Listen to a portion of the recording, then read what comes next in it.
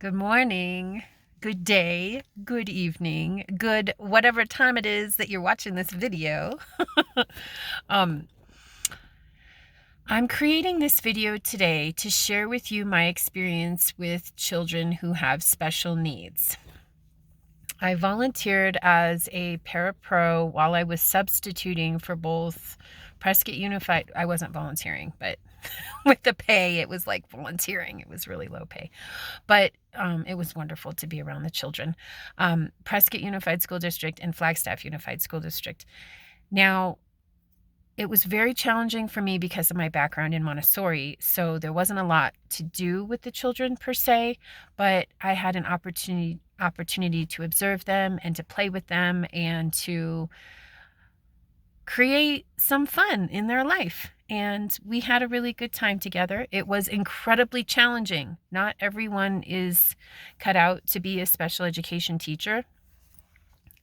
And with the way that the public school system and traditional schools put all of the children in the same classroom rather than incorporating them with other children, just makes it more challenging.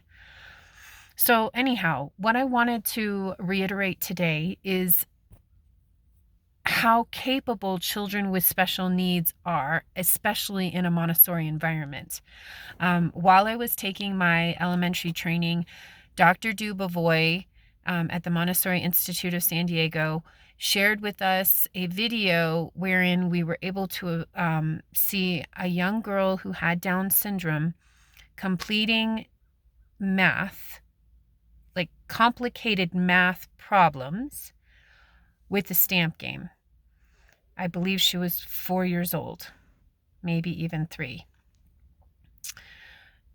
So what I want to share with you is that as parents, we have a responsibility to take children on a case-by-case basis and figure out what their needs are and then do our best to meet those needs.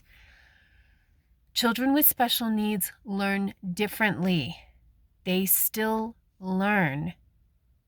And a lot of them are just as capable as there's normalized children and deviated children. And deviated children, it can be a behavior issue.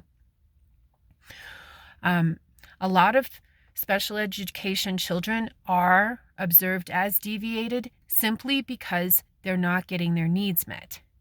So I want to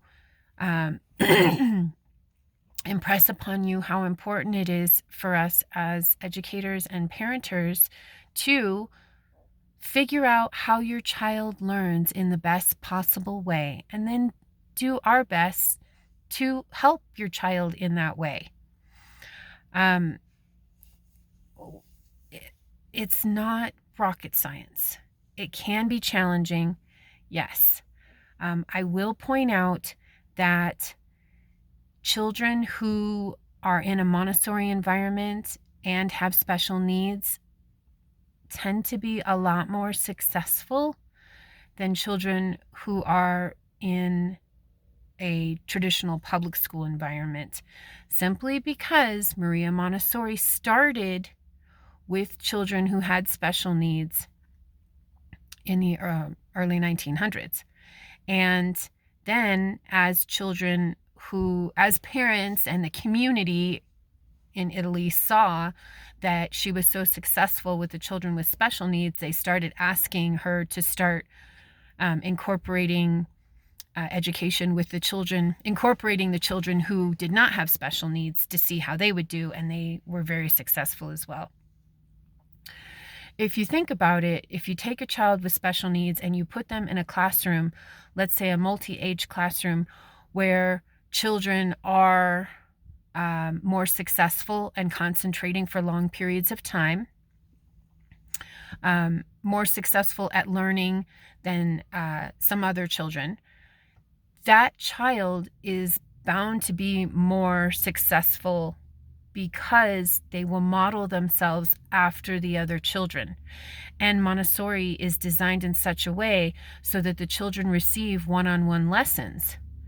So if you're a parent and you're home and you don't have access to Montessori, if you're giving your special needs child one-on-one lessons and carefully showing them how to do certain things around the home, cooking and cleaning and whatnot, as their concentration builds, you will see success.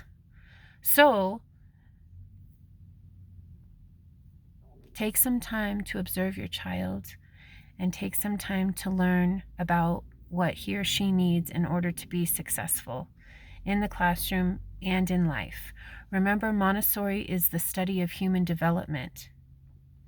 Whether your child has special needs or whether your child is incredibly successful and learns, things very quickly and has an amazing memory, they all can benefit from careful lessons, observation, and attention from parenters. And if you observe other parents and you pay attention to other parenters and you pay attention to the community around you, you'll notice that the children who do have confidence and feel secure are normalized, as that term that is used in Montessori, and concentrate for long periods of time.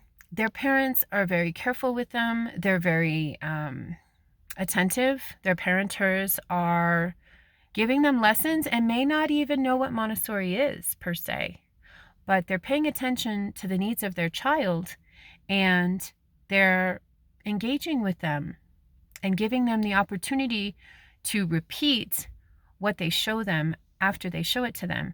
Sometimes this isn't always instinctual. For instance, it wasn't for me as a young mother. It wasn't until I took my primary training that clicked. I would show Loriana things, and then I have ADD with the hyperactivity. So I would show Loriana things and then I would go away, but observation was not something that I practiced. It wasn't until I took my primary Montessori training that I realized how important it is to observe the child and to repeat the lessons throughout the home as the child is mastering them. So, thank you so much for watching today. Please always feel free to ask a Montessorian. And if you're going to take home one tidbit of information from this video today, I hope it's that you understand that special needs children are just as capable as other children.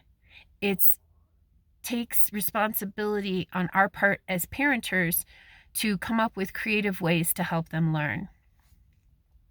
Thank you again for watching. I hope you all have a wonderful day.